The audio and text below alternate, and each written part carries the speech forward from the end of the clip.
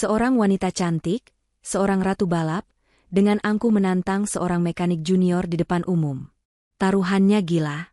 Jika kau bisa mengalahkanku, katanya, aku rela menjadi istrimu. Namun, wanita sombong itu tidak pernah tahu. Pria yang ia hina, pria yang ia anggap lebih rendah dari debu di sepatunya itu, adalah seorang legenda dunia yang sedang menyembunyikan identitasnya. Inilah kisah tentang kesombongan yang dibayar tuntas, dengan harga yang tidak pernah ia duga. Selamat datang di Ken Arok Productions. Jika Anda menikmati alur cerita seperti ini, kami sangat menghargai dukungan Anda untuk menekan tombol subscribe, like, dan berikan komentar Anda di bawah. Bagi yang sudah subscribe, kami doakan dari hati yang tulus. Semoga hidup Anda dan keluarga selalu dilimpahi rezeki yang berlimpah, kesehatan yang sempurna, keberkahan di setiap langkah, dan kebahagiaan yang tiada putus.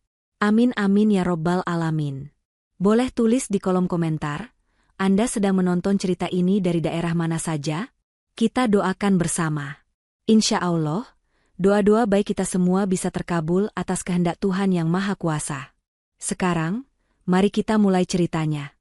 Matahari Jakarta terasa menyengat siang itu. Panasnya seolah membakar aspal dan mengeringkan lintasan tanah di sirkuit motocross Cilandak. Debu pekat dan sisa asap bahan bakar bercampur di udara, namun ribuan penonton tidak bergeming.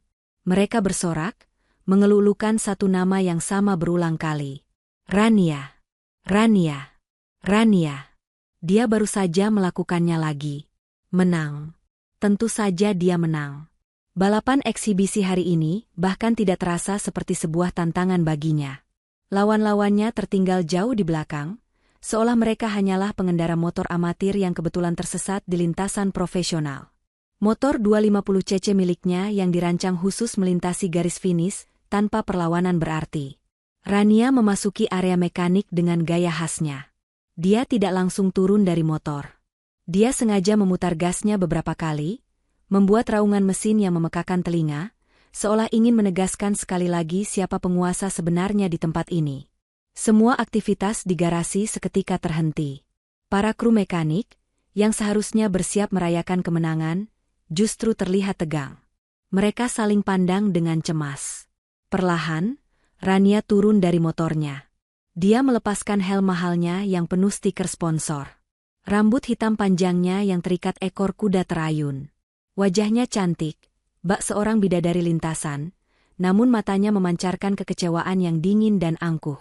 Dia berjalan melewati para krunya, langkahnya penuh percaya diri, seolah berjalan di atas panggung peragaan busana, bukan di atas tanah garasi yang kotor. Dia berhenti tepat di depan kepala mekaniknya, seorang pria parubaya yang sudah puluhan tahun mendedikasikan hidupnya di sirkuit itu. Rania menatapnya tajam. Suasana hening seketika, hanya deru motor lain di kejauhan yang terdengar. Putaran terakhirku, kata Rania. Suaranya tidak keras, namun tajam dan menusuk. Catatan waktunya melambat 0,3 detik. Jelaskan. Kepala mekanik itu menelan ludah. Rania, itu mungkin karena kondisi trek yang mulai. Jangan beri aku alasan, potong Rania, suaranya naik 1 oktav. Aku membayar kalian bukan untuk mendengar alasan. Aku membayar kalian untuk hasil yang sempurna. Motor ini terasa sedikit bergetar di tikungan ke-7. Sedikit saja getaran bisa membuatku kehilangan kejuaraan. Padahal, ini hanyalah balapan eksibisi. Dia menang dengan selisih hampir 1 menit. Tapi bagi Rania, kesempurnaan adalah segalanya. Kesalahan sekecil apapun adalah sebuah penghinaan baginya. Kalian semua, teriaknya kini, menunjuk ke seluruh tim mekanik. Apa kalian pikir aku bisa menjadi nomor 1 di Jakarta dengan kinerja pemalas seperti kalian? Aku tidak mentolerir kesalahan. Para mekanik itu hanya tertunduk diam. Tidak ada yang berani membalas, bahkan sekadar untuk menatap mata sang ratu. Mereka tahu betul watak Rania. Dia adalah bintang sirkuit, dimanja oleh sponsor dan dipuja oleh penggemar. Dia menggunakan status itu sebagai senjata untuk merendahkan siapapun yang dianggapnya berada di bawahnya. Hari itu, di puncak kemenangannya, Rania tidak menyadari bahwa di sudut garasi, di antara bayang-bayang, sepasang mata yang berbeda sedang mengamatinya dengan tenang. Di sudut terjauh garasi yang sibuk itu, Jauh dari drama yang diciptakan Rania, seorang pria berjongkok. Namanya Agus. Setidaknya, itu nama yang ia gunakan di sirkuit ini. Dia adalah mekanik junior terbaru, baru bekerja di sana selama 3 minggu. Tugasnya adalah pekerjaan-pekerjaan kotor yang tidak diinginkan mekanik senior. Membersihkan lumpur yang mengeras dari rangka motor, mengganti oli bekas, dan memastikan setiap rantai terlumasi dengan sempurna. Agus bekerja dalam diam. Saat Rania meluapkan amarahnya, dia bahkan tidak mengangkat kepalanya. Tangannya terus bergerak dengan ritme yang stabil, membersihkan sebuah blok mesin dengan kain lap. Dia mengenakan seragam bengkel yang sedikit kebesaran dan topi usang yang ia tarik rendah hingga hampir menutupi matanya, seolah sengaja ingin bersembunyi dari dunia. Para mekanik lain menganggap Agus aneh. Dia terlalu pendiam, nyaris tidak pernah bicara kecuali jika ditanya. Dia tidak pernah ikut mengeluh soal Rania. Dia hanya datang, bekerja, lalu pulang. Mereka menganggapnya sebagai seorang pemuda desa yang lugu, mungkin sedikit lamban, yang beruntung bisa mendapat pekerjaan di sirkuit bergengsi ini. Namun, ada satu orang yang melihat sesuatu yang berbeda. Pak Udin, sang kepala mekanik senior yang baru saja dimarahi Rania, sering mengamati Agus dari kejauhan. Pak Udin telah menghabiskan 40 tahun hidupnya di dunia balap. Dia telah melihat ribuan pembalap dan mekanik datang dan pergi. Dan dia melihat sesuatu dalam diri Agus yang membuatnya gelisah. Dia melihat cara Agus memegang kunci pas. Bukan seperti seorang amatir yang baru belajar. Genggamannya mantap, pergelangan tangannya bergerak dengan efisiensi yang terlatih. Dia melihat cara Agus menyetel karburator motor latihan. Dia tidak menggunakan alat ukur, dia hanya mendengarkan raungan mesin, memutar sekrup sepersekian milimeter, dan mesin itu langsung meraung lebih halus, lebih sempurna. Pak Udin pernah melihat gerakan seperti itu sebelumnya, namun di panggung yang jauh lebih besar. Di televisi, saat siaran langsung kejuaraan dunia motocross. Siang itu, setelah Rania pergi dengan marah, Pak Udin menghampiri Agus yang masih fokus bekerja. "Agus," katanya pelan. "Motor Rania, apa kamu dengar tadi keluhannya?" Agus akhirnya mengangkat kepalanya.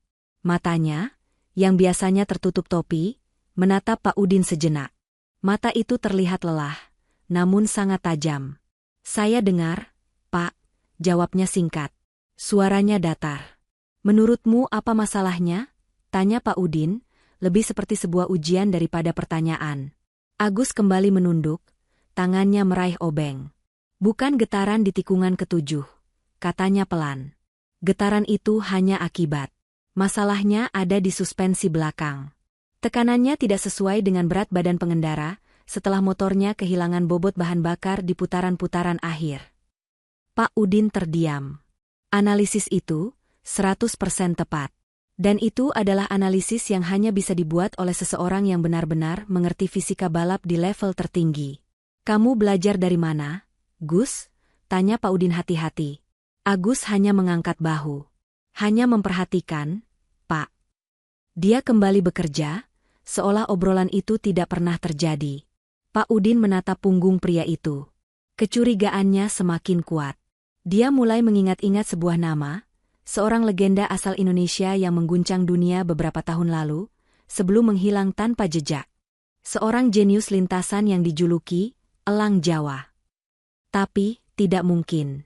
Tidak mungkin sang Elang Jawa kini bersembunyi sebagai kuli mekanik di sirkuit Cilandak. Beberapa jam telah berlalu.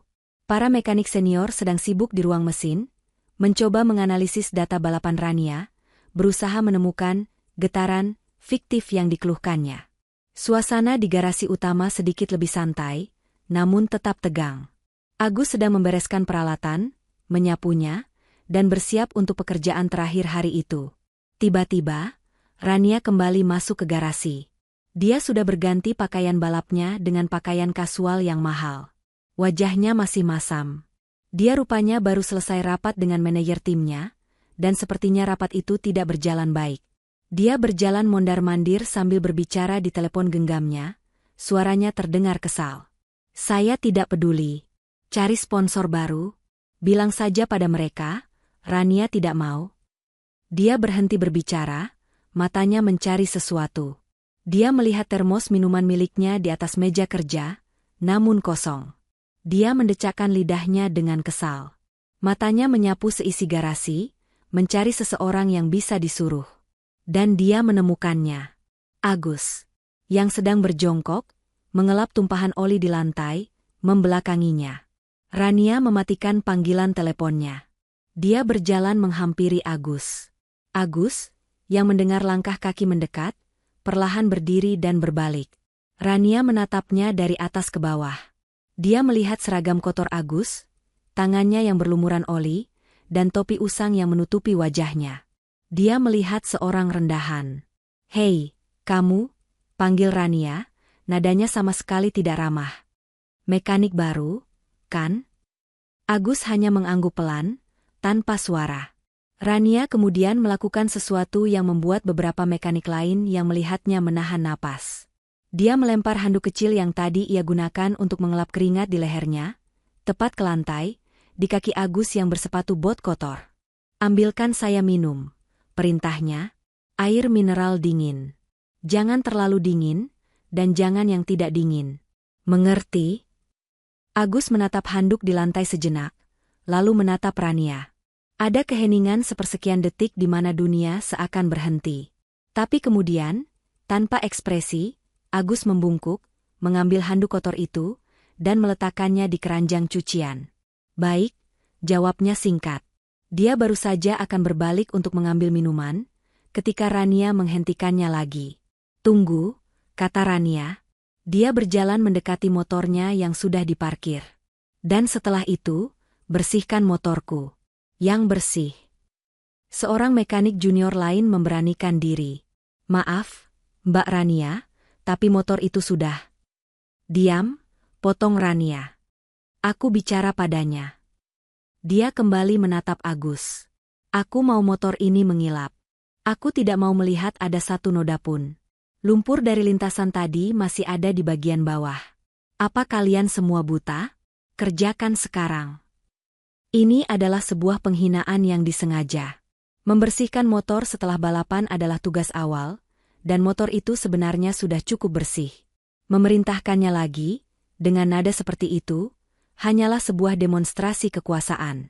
Rania ingin memastikan semua orang di garasi itu tahu di mana tempat mereka, terutama si pegawai baru yang pendiam ini. Agus hanya menatap motor itu. Lalu dia mengangguk lagi. "Baik, Mbak Rania." Dia berjalan untuk mengambil air minum, melewati Rania yang tersenyum puas. Dia telah menegaskan dominasinya.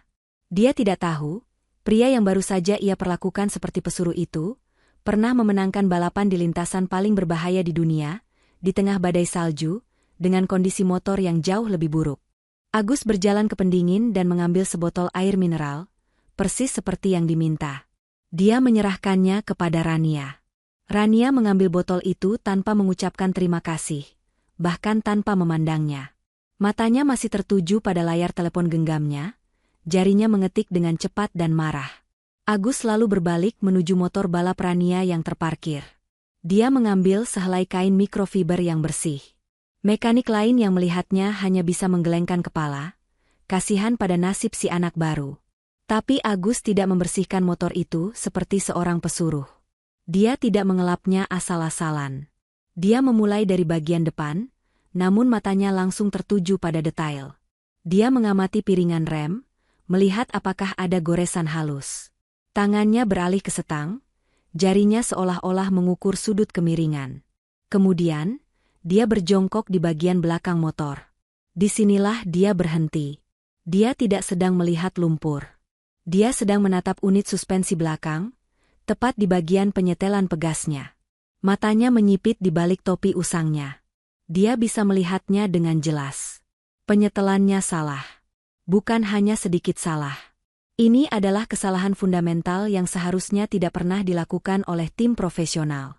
Instingnya sebagai juara dunia mengambil alih. Dia lupa sejenak siapa dirinya, di mana dia berada. Tangannya terulur, menyentuh pegas itu, menekannya sedikit dengan ibu jarinya untuk merasakan kekuatannya. Saat itulah, dia bergumam.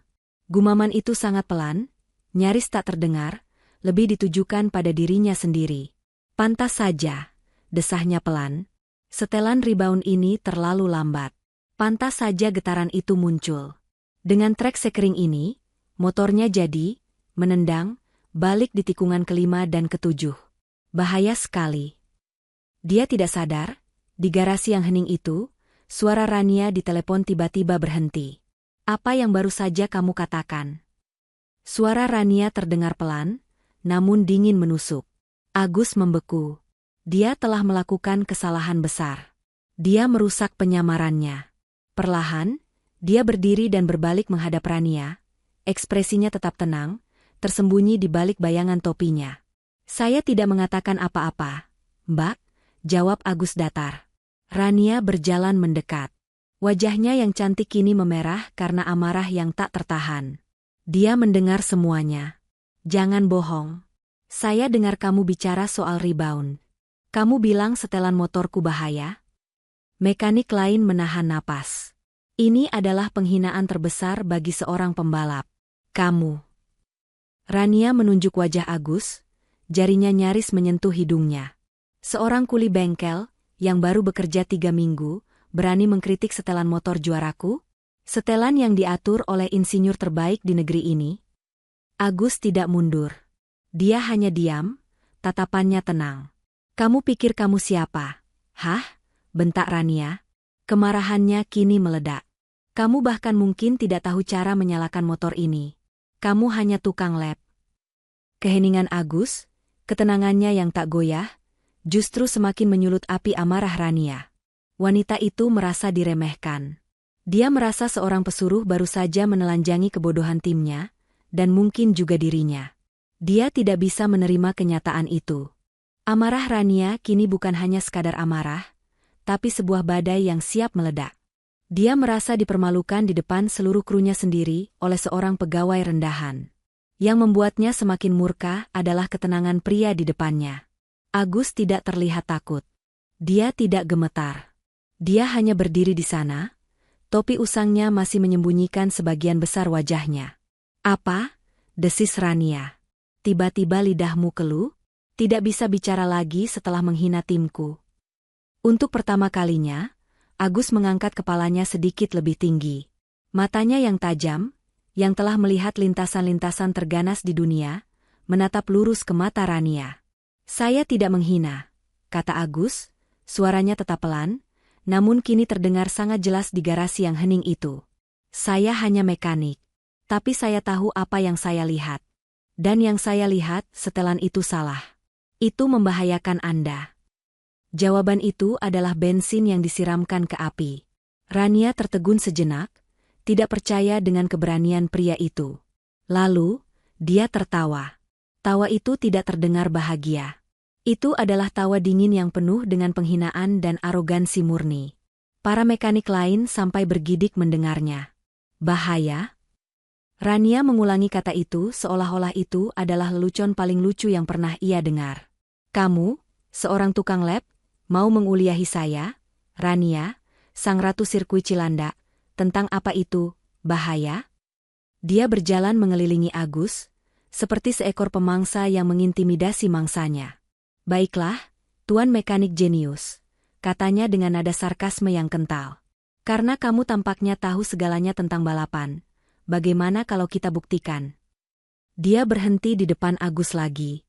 Matanya menyapu sekeliling garasi, lalu tatapannya tertuju pada pintu gudang di bagian belakang. Dia tersenyum. Senyuman yang kejam. Kita buktikan di atas lintasan, katanya. Omong kosongmu melawan keahlianku yang sebenarnya. Seluruh garasi menahan napas. Pak Udin, dari kejauhan, memejamkan matanya. Dia tahu ini akan berakhir buruk. Rania melanjutkan, kita balapan. 3 putaran. Kamu, boleh pakai motor rongsok yang ada di gudang itu, dia menunjuk dengan dagunya. Melawan motorku ini. Dia menepuk-nepuk motor balapnya yang mengilap. Ini bukan lagi tantangan, ini adalah undangan untuk penghancuran diri. Saya sedang bosan hari ini, lanjut Rania, suaranya pura-pura dibuat manis. Jadi, mari kita buat ini menjadi sangat menarik. Sesuatu yang akan diingat semua orang di sirkuit ini selamanya. Dia melangkah sangat dekat ke Agus, menatapnya rendah dari atas ke bawah, seolah menilai barang murahan. Kita buat taruhan, bisiknya, namun cukup keras untuk didengar semua orang. Dia tersenyum sinis. Jika kau bisa mengalahkanku, aku rela menjadi istrimu. Hening. Keheningan yang terjadi setelahnya begitu pekat, seolah suara di seluruh dunia telah mati. Para mekanik membelalakan mata mereka. Gila. Rania sudah benar-benar kehilangan akal sehatnya. Dia baru saja mempertaruhkan dirinya sendiri, sebuah taruhan yang begitu absurd, begitu sombong, karena dia 100% yakin dia tidak mungkin kalah melawan seorang kuli bengkel. Itu adalah cara terkejam untuk mengatakan, kamu tidak ada apa-apanya. Pernyataan Rania menggantung di udara garasi yang pengap itu. Aku rela menjadi istrimu. Kalimat itu begitu mengejutkan, begitu arogan, sehingga tidak ada yang bisa memprosesnya selama beberapa detik. Itu adalah puncak kesombongan, menggunakan dirinya sendiri sebagai hadiah utama, karena dia begitu yakin hadiah itu tidak akan pernah mungkin diraih. Dia tidak sedang bertaruh, dia sedang mengejek. Dia sedang mengatakan bahwa kemungkinan Agus mengalahkannya sama mustahilnya dengan kemungkinan Agus menikahinya. Agus, bagaimanapun, tetap diam. Wajahnya masih tersembunyi di balik bayangan topinya. Ketenangannya yang seperti batu ini, sekali lagi, membuat Rania merasa tidak nyaman. Dia mengharapkan pria itu gemetar, memohon, atau setidaknya tertawa gugup. Dia tidak mendapatkan apa-apa. Kenapa? Tanya Rania, suaranya kembali tajam, mencoba memancing reaksi. Apa taruhannya terlalu besar untukmu? Apa kamu takut? Kemudian, Rania tersenyum. Senyum itu tidak sampai ke matanya. Dia seolah baru saja memikirkan sesuatu yang jauh lebih menarik, sesuatu yang jauh lebih kejam. Ah, katanya pelan. Tentu saja. Sebuah taruhan harus berjalan dua arah, bukan? Dia melangkah mundur satu langkah, memberikan jarak agar dia bisa memandang Agus dari ujung rambut sampai ujung sepatu botnya yang berlumpur. Dia ingin menikmati momen ini. Taruhanku adalah diriku, katanya. Sekarang, apa yang bisa kamu, seorang kuli bengkel, pertaruhkan melawanku? Kamu tidak punya uang. Kamu tidak punya nama. Kamu tidak punya apa-apa. Dia berhenti sejenak, membiarkan penghinaan itu meresap. Jadi, begini saja, lanjut Rania. Matanya kini berkilat-kilat penuh kekejaman. Dia menunjuk ke lantai di bawah kakinya, ke sepatu balapnya yang mahal, yang kini mulai sedikit kotor oleh debu garasi. Jika saya menang, atau lebih tepatnya, ketika saya menang, ralatnya. Saya tidak mau uangmu. Saya mau harga dirimu. Dia mengangkat kakinya sedikit. Kamu, katanya, menunjuk Agus. Harus bersujud di kakiku. Di sini. Di tengah garasi. Di depan semua orang yang menghinamu hari ini dengan omong kosongmu itu. Para mekanik lain mulai berbisik cemas. Ini sudah keterlaluan. Rania mengabaikan mereka. Dan kamu, lanjutnya, suaranya kini pelan namun penuh penekanan. Harus membersihkan sepatu balapku ini, dengan lidahmu. Sampai bersih. Keheningan total melanda garasi. Kali ini bukan keheningan karena terkejut, tapi keheningan karena ngeri. Rania tidak hanya ingin mengalahkan Agus. Dia ingin menghancurkannya. Dia ingin menjadikannya contoh, menelanjanginya dari sisa-sisa martabat terakhir yang mungkin masih dimilikinya. Ini bukan lagi balapan. Ini adalah eksekusi publik. Semua mata kini tertuju pada Agus. Mereka menunggunya untuk mundur, untuk meminta maaf, untuk menolak taruhan gila ini. Tidak ada seorang pun yang waras akan menerimanya. Agus berdiri diam selama mungkin 10 detik penuh. Rania masih tersenyum, menunggu kemenangannya. Lalu, Agus mengangkat kepalanya. Dia tidak mengatakan apa-apa. Dia hanya menganggukkan kepalanya satu kali. Pelan, tapi pasti. Saya terima. Hanya 2 kata itu. Namun 2 kata itu terdengar lebih berat daripada raungan 100 mesin motor. Dia menerima taruhan itu. Senyum sinis Rania masih terpatri di wajahnya saat dia berbalik dan melangkah keluar dari garasi. Dia tidak menoleh ke belakang. Baginya, pertarungan itu sudah selesai. Dia telah menang. Mekanik-mekanik lain mulai bubar satu persatu, berbisik di antara mereka sendiri, tidak ingin terlibat lebih jauh. Mereka melemparkan pandangan kasihan ke arah Agus, si orang nekat yang baru saja menandatangani surat penghancuran harga dirinya sendiri. Dalam sekejap, garasi yang tadinya riuh itu menjadi sepi. Hanya tersisa Agus dan Pak Udin, sang kepala mekanik senior. Pak Udin menghela napas panjang, suara napasnya terdengar berat di tengah keheningan. Dia memandang Agus, bukan lagi dengan pandangan kasihan, tapi dengan ekspresi rumit yang sulit diartikan. Ada kekhawatiran, tapi juga ada secercah rasa hormat yang aneh. Balapan itu ditetapkan besok siang, kata Pak Udin pelan, memecah kesunyian. Rania ingin semua orang melihatnya. Agus hanya mengangguk, masih berdiri mematung. Mari, ikut saya, kata Pak Udin. Pak Udin berjalan memimpin, tidak ke arah ruang mekanik utama, tapi ke pintu besi berkarat di sudut paling belakang bengkel. Dia membuka gembok tua itu, dan pintu berderi terbuka, mengeluarkan kepulan debu. Dia menyalakan satu lampu neon yang berkedip-kedip. Ini adalah gudang. Tempat itu adalah kuburan bagi motor-motor yang telah kalah perang, tumpukan ban bekas yang sudah retak, dan rangka-rangka berkarat dari masa lalu. Bau oli basi dan karat menusuk hidung. Di sudut terjauh, di bawah selembar terpal biru yang sudah robek dan berdebu, terlihat siluet sebuah motor. Pak Udin menarik terpal itu. Itu adalah motor tua. Sangat tua. Mungkin model 15 tahun yang lalu. Warnanya sudah pudar. Plastiknya retak di beberapa tempat, dan rantainya kendur menyentuh lantai. Itu bahkan bukan motor balap 250cc modern seperti milik Rania, melainkan motor trail 125cc 2 langkah yang dulu populer untuk penggunaan hobi, bukan kompetisi. Ini motor yang dia maksud, kata Pak Udin pelan. Motor pribadi milik pemilik sirkuit yang sudah lama rusak. Benar-benar rongsokan. Agus berjalan mendekati motor itu. Dia mengamatinya dalam diam. Dia berjongkok, menekan suspensi depan. Tidak ada perlawanan. Mati.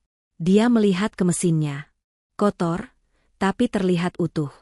Pak Udin menatap punggung pria itu. Akhirnya, dia tidak bisa menahannya lagi. Mas Banyu. Panggilan itu membuat Agus berhenti bergerak. Itu bukan nama, Agus. Pak Udin melanjutkan, suaranya kini bergetar pelan. Saya tahu Anda siapa. Saya mungkin sudah tua, tapi saya tidak pikun. Saya melihat Anda di televisi bertahun-tahun lalu. Cara Anda mengambil tikungan, cara Anda melompat. Di Eropa. Mereka memanggil Anda, Elang Jawa. Agus perlahan berdiri, tapi tidak berbalik. Saya tidak tahu apa yang terjadi pada Anda, Mas, lanjut Pak Udin, suaranya kini penuh rasa hormat. Tapi, menantang Rania, itu satu hal. Melakukannya dengan motor ini bukan balapan, ini bunuh diri.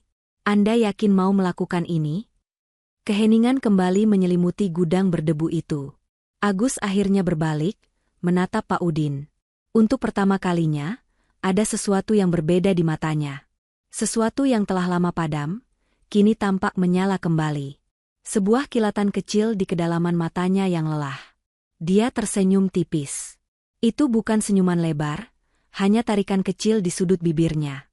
Sudah lama saya tidak bersenang-senang, Pak Udin. Dia menepuk tangki motor yang berdebu itu. Bisa saya pinjam kunci-kunci? Sepertinya malam ini akan sangat panjang. Langit Jakarta keesokan siangnya terasa lebih berat.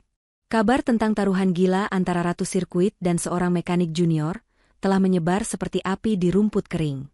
Sirkuit Cilandak, yang biasanya hanya ramai saat akhir pekan kejuaraan, kini penuh sesak di hari biasa. Penonton, mekanik dari tim lain, jurnalis lokal, dan bahkan para petinggi sirkuit, semuanya berkumpul. Mereka tidak datang untuk melihat balapan. Mereka datang untuk melihat sebuah pertunjukan. Sebuah eksekusi publik. Bisik-bisik di tribun penonton semuanya senada. Kasihan sekali mekanik itu, kata seseorang. Dia pasti sudah gila menantang Rania, timpal yang lain. Saya dengar taruhannya dia harus menjilat sepatu Rania. Memalukan sekali. Di tengah arena, Rania sudah berada di posisinya di garis start. Dia tampak sempurna. Dia mengenakan pakaian balap terbarunya, serba putih dan emas, berkilauan di bawah terik matahari. Motor 250cc miliknya yang canggih meraung-raung, suaranya dalam dan mengintimidasi. Tim mekaniknya, kecuali Pak Udin, berdiri di belakangnya, siap dengan papan strategi, seolah ini adalah final kejuaraan dunia. Rania sendiri tampak santai, nyaris bosan. Dia sesekali memeriksa kuku jarinya, seolah menunggu drama ini cepat selesai. Lalu, dari arah garasi belakang, sebuah suara mesin yang berbeda terdengar. Suara itu nyaring, melengking, dan tua. Kerumunan penonton terdiam sejenak, lalu tawa mulai pecah di beberapa sudut. Agus keluar dari garasi, mengendarai motor rongsok dari gudang. Motor 125cc 2 langkah itu kini terlihat bersih, tidak ada lagi karat. Namun, penampilannya tetap menyedihkan. Plastik bodinya yang pudar penuh goresan, joknya sobek di beberapa bagian, dan ukurannya terlihat kerdil jika dibandingkan dengan mesin monster milik Rania. Agus sendiri mengenakan pakaian balap bekas yang dipinjamkan Pak Udin. Pakaian itu terlihat kebesaran di tubuhnya. Helm yang ia kenakan adalah helm tua dari gudang, warnanya sudah kusam dan kacanya sedikit tergores. Dia terlihat persis seperti yang Rania sebut, seorang kuli yang sedang bermain menjadi pembalap. Dia menghentikan motornya di garis start, tepat di samping Rania. Kontrasnya begitu mencolok, begitu absurd. Si ratu yang berkilauan di atas tahta teknologinya, dan si kuli yang tampak seperti pemulung lintasan. Rania menoleh ke arah Agus. Dia menatapnya dari balik kacamata balapnya yang mahal. Dia tidak mengatakan apa-apa. Dia hanya tersenyum miring, senyum yang mengatakan, nikmati 5 menit terakhir harga dirimu. Agus tidak membalas tatapannya. Dia tidak melihat ke arah Rania. Dia tidak melihat ke arah kerumunan yang menertawakannya. Matanya lurus menatap ke depan. Menatap tikungan pertama. Tangannya memegang setang dengan mantap. Di balik helm usang itu, tidak ada yang bisa melihat matanya. Tidak ada yang bisa melihat bahwa, elang Jawa, itu akhirnya telah kembali ke sarangnya. Seorang petugas start mengangkat papan, 15 detik. Raungan kedua mesin kini memenuhi udara. Mesin Rania meraung dalam dan stabil, mesin Agus melengking nyaring dan gelisah. Papan, 5 detik, diangkat. Dan kemudian papan itu diturunkan. Gerbang start jatuh. Raungan mesin 250cc 4 langkah milik Rania langsung meledak, mencengkeram tanah dengan sempurna. Dalam sekejap mata, dia melesat ke depan, meninggalkan Agus dalam kepulan debu dan asap knalpot. Itu adalah start yang sempurna, start seorang profesional. Di sisi lain, motor tua 125cc 2 langkah milik Agus terdengar gagap. Mesinnya seolah menjerit tertahan, dan motor itu tampak oleng sesaat. Dia tertinggal. Sangat jauh tertinggal. Di putaran pertama, pemandangan itu persis seperti yang diharapkan semua orang. Rania melaju dengan mulus, mengambil setiap tikungan dengan presisi yang angkuh. Dia bahkan sempat melirik layar besar sirkuit, melihat betapa jauh jarak antara dirinya dan si mekanik nekat itu. Dia tersenyum di balik helmnya. Ini terlalu mudah. Ini membosankan. Sementara itu, Agus terlihat seperti orang yang baru pertama kali naik motor balap. Dia berjuang keras. Motor tua itu tampak liar dan sulit dikendalikan. Di setiap lompatan kecil, motor itu mendarat dengan goyah. Di tikungan, dia tampak hampir terjatuh beberapa kali. Tawa di tribun penonton semakin keras.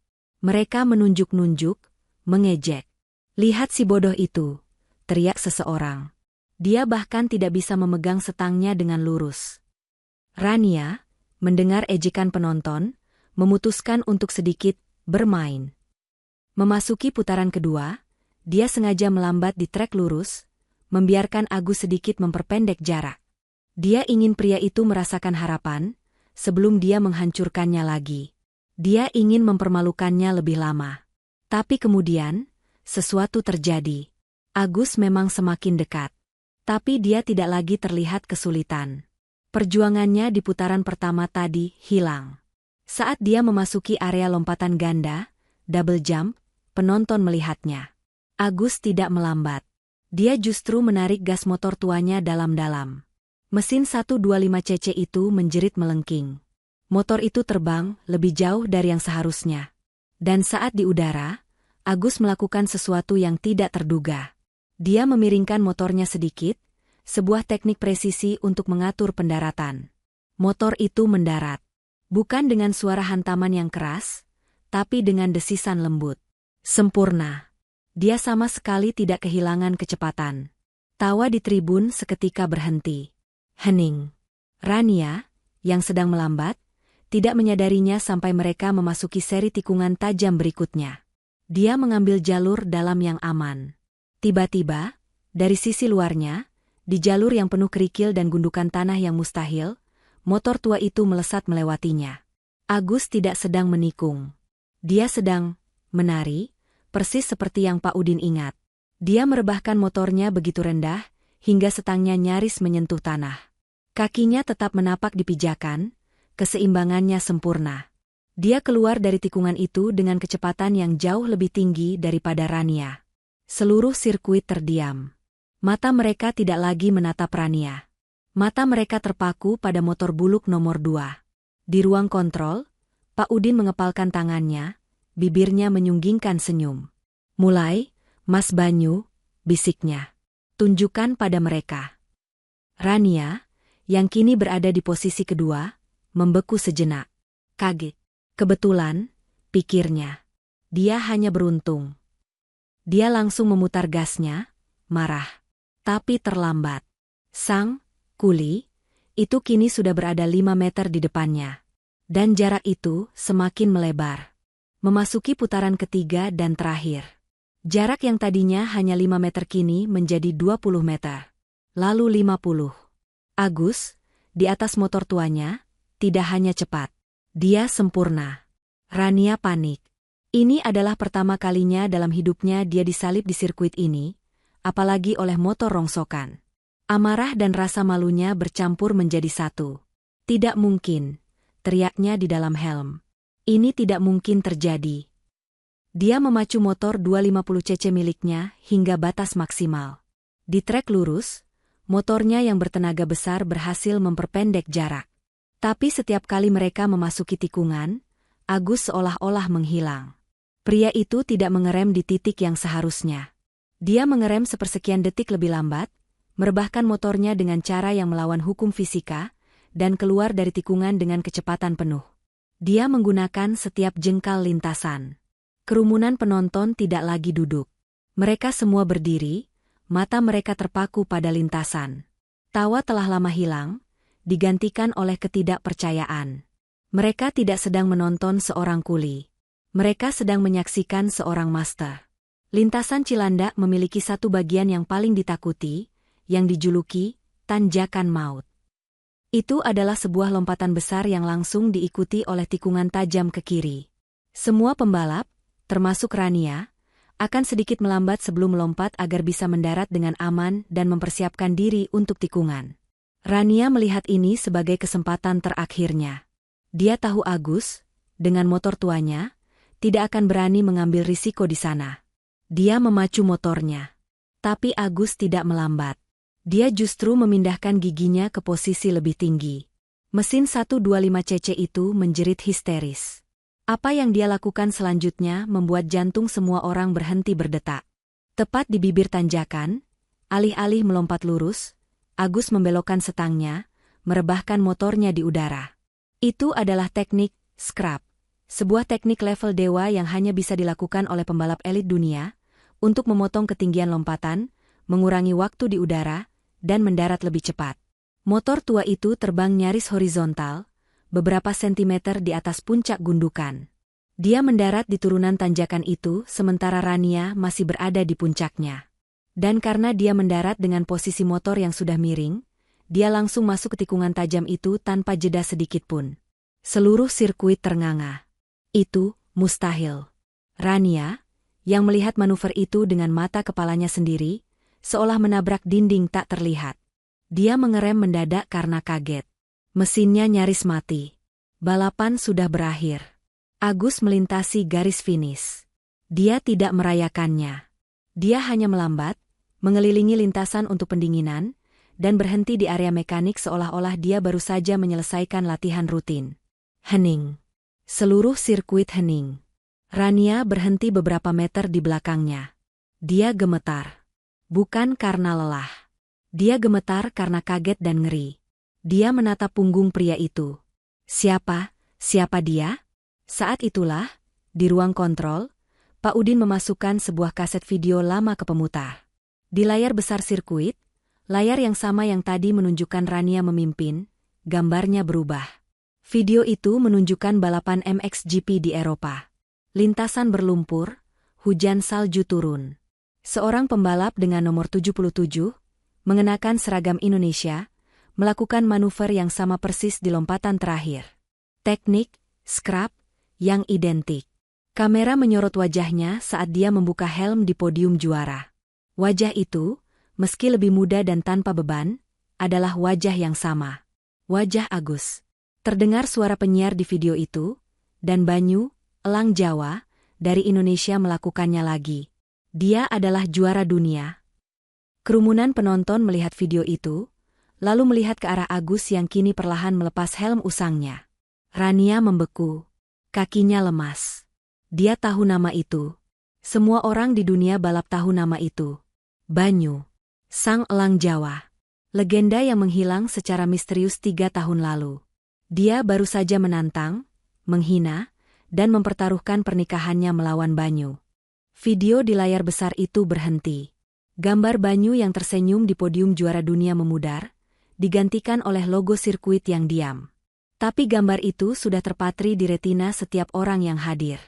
Keheningan yang melanda sirkuit Cilandak kini terasa berbeda.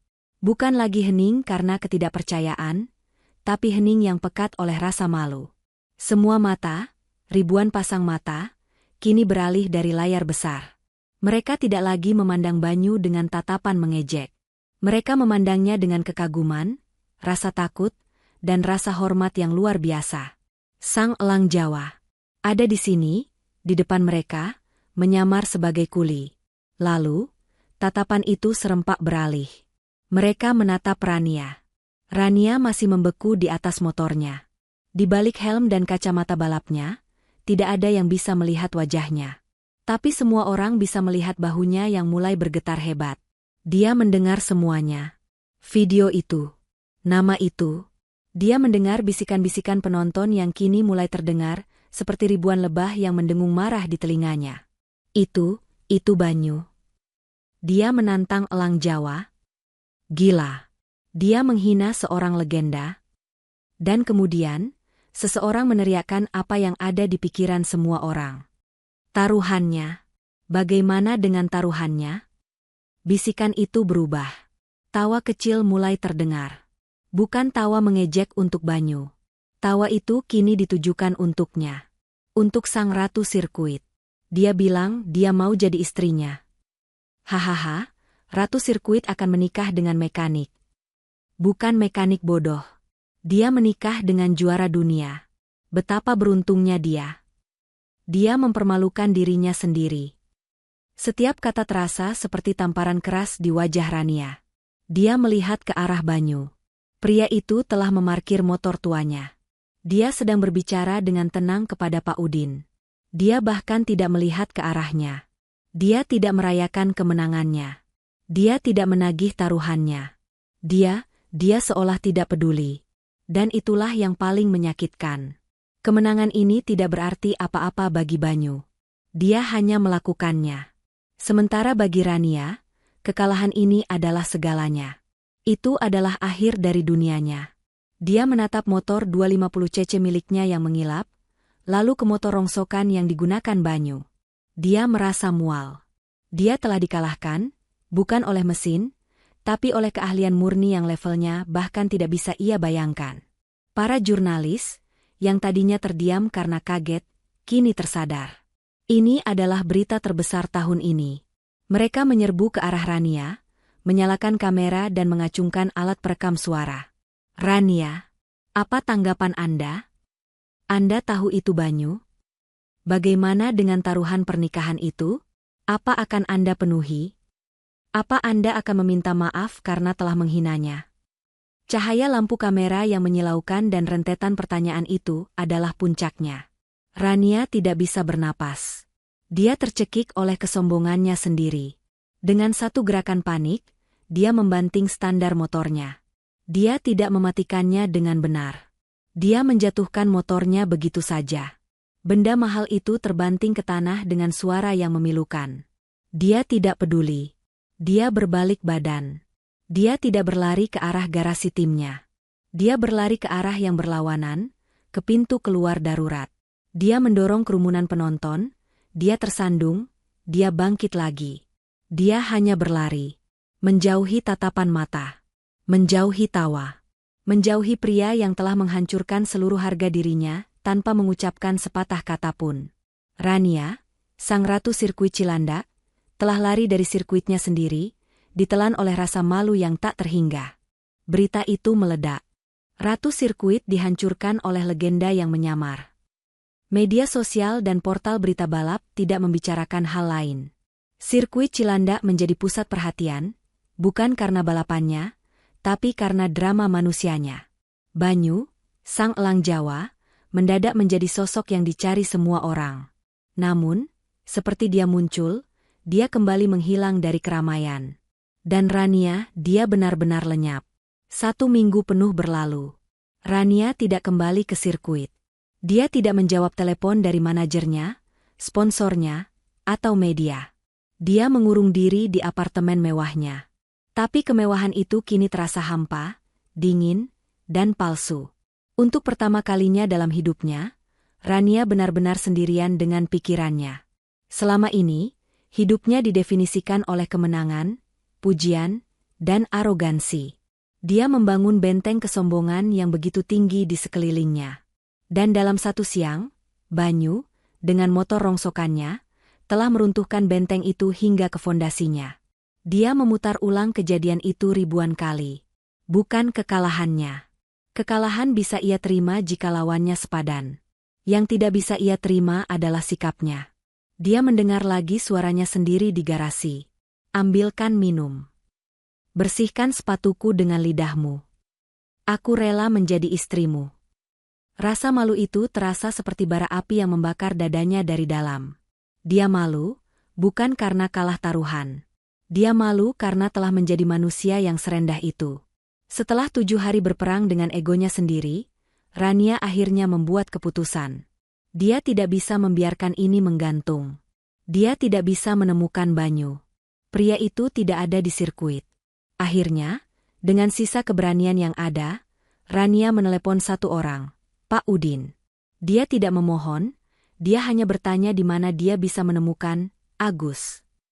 Pak Udin, yang bijak, hanya memberikan sebuah alamat di pinggiran Jakarta, jauh dari gemerlap Cilandak.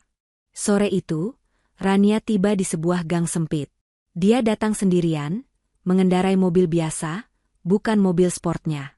Dia menemukan sebuah bengkel kecil, lebih mirip garasi rumah yang sederhana. Dia melihat Banyu di sana. Dia tidak sedang memperbaiki motor balap. Dia sedang memperbaiki motor bebek tua milik seorang bapak-bapak.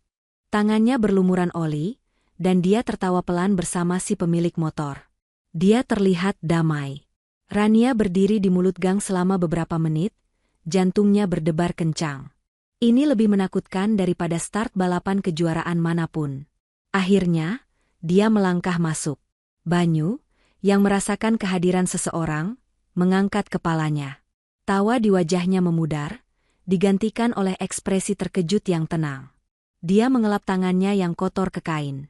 Rania berdiri di depannya. Tidak ada lagi tatapan angkuh. Tidak ada dagu yang terangkat. Yang ada hanya seorang wanita yang terlihat rapuh. Saya? Rania memulai, tapi suaranya tercekat. Dia menarik napas dalam-dalam, menahan getaran di suaranya. Dia tidak peduli lagi dengan citranya. Dia menundukkan kepalanya. Saya kesini untuk meminta maaf, katanya, suaranya pelan namun jelas. Banyu hanya diam, menunggunya melanjutkan. Saya malu, lanjut Rania. Dan saat itulah, air mata yang ia tahan selama seminggu akhirnya jatuh. Bukan tangisan histeris, tapi tangisan penyesalan yang hening. Saya minta maaf bukan karena saya kalah, katanya di sela isak tangisnya. Saya minta maaf atas sikap saya. Atas semua kata-kata saya. Saya telah merendahkan Anda. Saya telah merendahkan Pak Udin. Saya telah merendahkan semua kru saya sendiri. Saya tidak tahu, saya pantas mendapatkan rasa malu ini. Dia tidak berani menatap mata Banyu. Dia hanya berdiri di sana, menangis dalam diam, menumpahkan semua kesombongan yang telah meracuni hidupnya. Ini adalah penyesalan yang tulus, lahir dari kehancuran egonya. Banyu terdiam lama. Dia memandangi Rania yang menunduk, bahunya masih bergetar menahan tangis. Pemilik motor bebek yang tadi ada di sana, merasa canggung, diam-diam membayar di atas meja dan pergi, meninggalkan mereka berdua dalam keheningan bengkel yang sederhana itu. Suara tangis Rania adalah satu-satunya suara, bercampur dengan tetesan oli yang jatuh dari mesin yang tergantung. Akhirnya, Banyu menghela napas. Dia mengambil kain lap bersih dari tumpukan, dan menyodorkannya pada Rania. Menangis tidak akan membuat mesin jadi benar, katanya pelan. Suaranya tidak mengejek, hanya sebuah fakta yang diucapkan dengan tenang. Rania ragu-ragu, lalu mengambil kain itu. Dia mengusap air matanya, meskipun kain itu sedikit berbau bensin. Saya serius, isaknya. Saya tahu, jawab Banyu. Dia berbalik sejenak, membelakangi Rania, menatap sebuah foto kecil yang tertempel di dinding perkakasnya yang berkarat. Foto itu menunjukkan dua pembalap muda, tersenyum, salah satunya adalah Banyu yang jauh lebih muda. Saya terima permintaan maaf Anda, Rania, katanya, masih menatap foto itu. Rania mengangkat wajahnya yang sembab. Tapi kenapa? Tanyanya lirih. Kenapa Anda tidak menagih taruhan itu? Kenapa Anda tidak mempermalukan saya di depan semua orang saat Anda bisa? Kenapa Anda di sini? Seorang elang Jawa, bersembunyi di bengkel kumuh ini. Banyu terdiam lama, seolah menimbang-nimbang sebuah beban yang sangat berat. Karena saya tahu rasanya, kata Banyu pelan. Rasa malu. Dan rasa penyesalan. Dia akhirnya berbalik menghadap Rania. Matanya tidak lagi tajam seperti di sirkuit, tapi penuh dengan kesedihan yang mendalam. Saya menghilang bukan tanpa alasan, lanjutnya. Taruhan Anda pernikahan itu bukan apa-apa. Saya sudah kehilangan sesuatu yang jauh lebih berharga daripada sebuah balapan. Banyu menceritakan kisahnya. Dia bercerita tentang 3 tahun lalu, di puncak karirnya. Dia tidak hanya balapan, dia juga mulai melatih seorang pembalap muda yang sangat berbakat. Dia anggap seperti adiknya sendiri. Dia mendorong anak itu terlalu keras, memaksanya mengambil risiko yang bahkan Banyu sendiri ragu untuk mengambilnya. Saya ingin dia jadi juara seperti saya, kata Banyu, suaranya bergetar untuk pertama kalinya. Saya lupa bahwa dia bukan saya. Dalam sebuah sesi latihan di lintasan yang basah, dia mencoba membuktikan diri. Dia mencoba meniru manuver saya. Dia terjatuh. Banyu memejamkan matanya sejenak. Dia tidak selamat. Rania menutup mulutnya dengan tangan, ngeri. Kesombongan saya, kata Banyu, kesombongan saya sebagai juara dunia, telah mengorbankan nyawa anak itu. Sponsor meninggalkannya, tapi saya yang membunuhnya. Saya tidak bisa memaafkan diri saya sendiri. Saya tidak bisa menyentuh motor balap lagi. Dia memandang tangannya yang kotor oleh oli. Jadi saya datang ke sini. Menjadi Agus. Memperbaiki motor-motor tua. Jauh dari kemewahan. Jauh dari kesombongan. Saya pikir ini cara saya menebus dosa. Rania kini mengerti segalanya. Dia melihat pria di depannya. Seorang legenda sejati yang hancur, bukan karena kekalahan, tapi karena rasa bersalah. Dibandingkan dengan penderitaan Banyu, kesombongannya sendiri terasa begitu dangkal dan memalukan. Dia melangkah maju. Air matanya sudah berhenti. Dia kini menatap Banyu dengan tatapan yang baru. Bukan lagi tatapan pada rival, atau pada legenda. Tapi pada seorang guru. Saya salah menilai segalanya, kata Rania, suaranya kini mantap. Saya memiliki kecepatan, tapi saya tidak memiliki kerendahan hati. Saya tidak memiliki kebijaksanaan.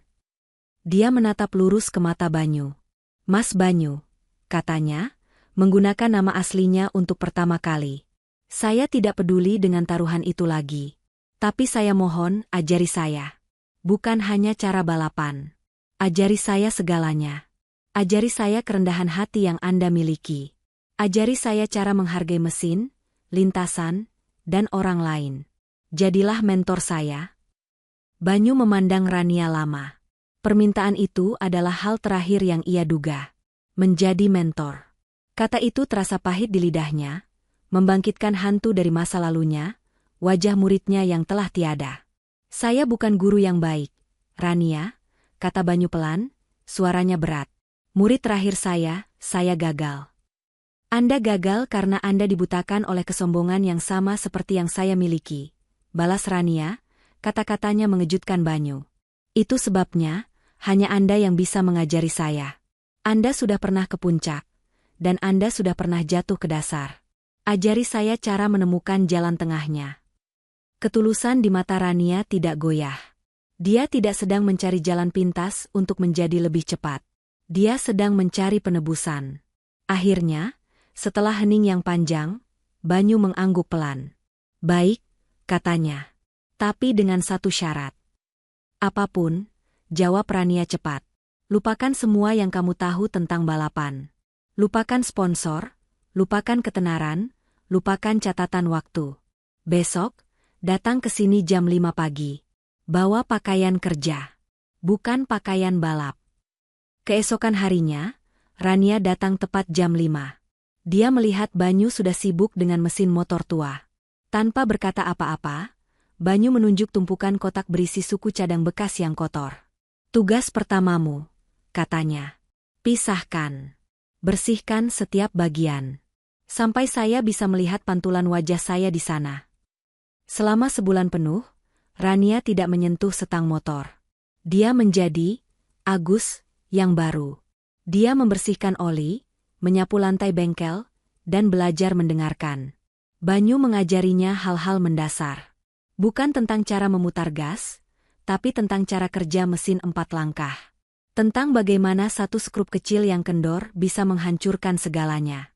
Dia juga disuruh Banyu untuk kembali ke sirkuit Cilandak. Bukan sebagai pembalap, tapi sebagai asisten mekanik Pak Udin. Dia harus meminta maaf secara pribadi kepada setiap kru yang pernah ia hina. Awalnya canggung, namun Rania melakukannya. Dia membawakan mereka kopi, membantu mereka mengangkat ban, dan yang terpenting, dia mendengarkan keluhan mereka. Dia belajar nama mereka. Perlahan, Rania berubah. Kesombongan yang dulu menjadi pelindungnya, luntur hari demi hari, tergantikan oleh kerendahan hati yang tulus. Dia menemukan kegembiraan, bukan saat dipuja penonton, tapi saat dia berhasil menyetel mesin tua hingga suaranya kembali halus. Banyu mengamatinya dari jauh. Dia melihat dedikasi Rania. Dia melihat bakat alami yang luar biasa, yang kini dibimbing oleh kesabaran, bukan lagi oleh ego. Setelah 2 bulan, Banyu akhirnya membawanya ke sebuah lintasan tanah kecil yang tersembunyi, jauh dari keramaian. Hanya ada satu motor latihan tua. Sekarang, kata Banyu, tunjukkan padaku apa yang sudah kamu pelajari. Latihan mereka intens. Banyu brutal dalam kritiknya, tapi adil. Dia tidak mengajari Rania cara menyalip. Dia mengajarinya cara merasakan trek. Dia mengajarinya cara menghormati batas kemampuan mesin. Dia memaksanya berlatih di lintasan basah, bukan untuk kecepatan, tapi untuk mengendalikan trauma. Dalam proses mengajar Rania, Banyu sendiri mulai sembuh. Dia terpaksa kembali ke lintasan, tempat yang paling ia takuti. Dia terpaksa mengingat kembali semua ilmunya, bukan untuk dirinya sendiri, tapi untuk orang lain. Saat melihat Rania berhasil melakukan teknik pengereman yang sulit, Banyu merasakan sesuatu yang sudah lama hilang, kebanggaan seorang guru. Kebanggaan yang murni, tanpa ego. Mereka menghabiskan waktu berjam-jam di bengkel sederhana itu, seringkali sampai larut malam. Mereka berbicara tentang mesin, tentang filosofi balap, dan tak terhindarkan, tentang kehidupan. Rania melihat pria di balik sang legenda, seorang pria yang terluka namun sangat bijak. Banyu melihat wanita di balik sang ratu, seorang wanita yang rapuh namun memiliki tekad baja. Rivalitas yang dulu membara telah lama padam. Rasa hormat antara guru dan murid kini telah berevolusi. Di tengah bau oli dan bensin, di antara perkakas-perkakas tua, benih cinta yang tulus mulai tumbuh. 1 tahun telah berlalu sejak hari itu di bengkel kecil. Di sebuah taman yang asri di pinggir kota Jakarta, jauh dari raungan mesin dan debu sirkuit, sebuah perayaan sederhana namun hikmat sedang berlangsung. Tidak ada ribuan penonton atau kilatan lampu kamera dari para jurnalis. Hanya ada keluarga terdekat, sahabat, dan rekan-rekan yang benar-benar tulus. Di antara para tamu, terlihat Pak Udin, mengenakan kemeja batik terbaiknya, menyeka air mata haru dari sudut matanya. Di sebelahnya, seluruh kru mekanik sirkuit Cilanda yang dulu pernah dihina Rania, kini bertepuk tangan dengan gembira. Di pelaminan sederhana yang dihiasi bunga-bunga putih, berdirilah Banyu dan Rania. Banyu tidak lagi bersembunyi di balik topi usang, Agus. Dia juga tidak membawa beban berat, elang Jawa. Hari ini, dia hanyalah Banyu. Dia berdiri tegak dan tenang dalam balutan busana pengantin pria yang elegan, wajahnya memancarkan kedamaian yang telah lama ia cari. Di sampingnya, Rania tampak luar biasa cantik. Dia tidak mengenakan gaun yang mencolok, melainkan kebaya putih yang anggun. Riasan wajahnya sederhana. Namun, yang membuatnya paling memesona adalah senyumannya. Senyum itu tidak lagi sinis, tidak lagi angkuh. Itu adalah senyum murni yang tulus, yang datang dari hati yang telah menemukan kebahagiaan. Mereka baru saja menyelesaikan prosesi akad nikah, dinyatakan sah sebagai suami dan istri.